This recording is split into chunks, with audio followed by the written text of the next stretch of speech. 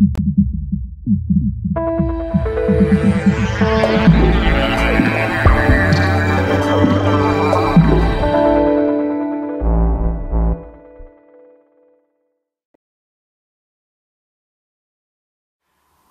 à tous, c'est Florent Fou qui se retrouve sur Excellence Opération avec moi TV pour traiter d'une nouvelle question que vous m'avez envoyée via le site.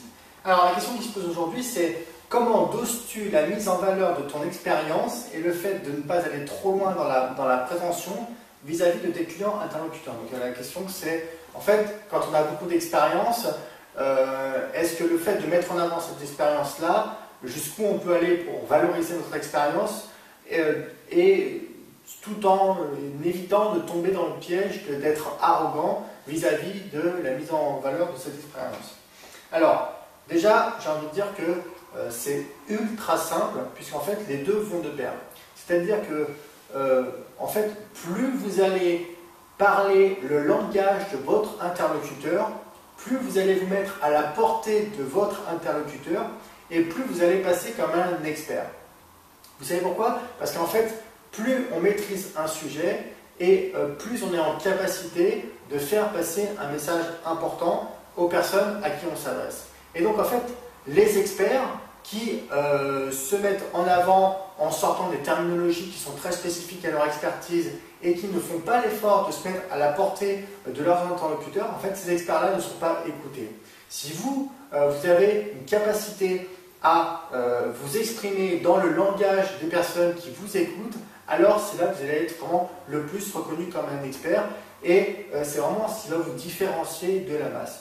Donc ne tombez pas dans le piège des experts qui utilisent des terminologies qu'on ne comprend pas, qui eux seuls comprennent. L'idée c'est justement d'être le plus accessible possible, parler dans le langage des personnes à qui vous vous adressez et vous verrez que votre statut d'expert n'en pâtira pas, au contraire vous allez relever votre expertise et vous serez beaucoup plus écouté que si vous utilisez des mots barbares ou que vous mettiez en place des choses pour un petit peu prendre de la distance avec les personnes qui vous écoutent. L'autre point, c'est d'utiliser le storytelling. Donc moi, c'est quelque chose que j'utilise très régulièrement, c'est arriver à raconter des histoires pour faire passer des messages.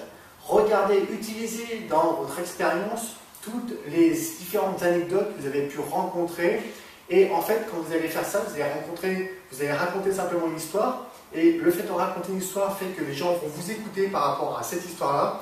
Et à l'intérieur de cette histoire, eh ben, montrer que votre expertise à un moment donné a fait la différence.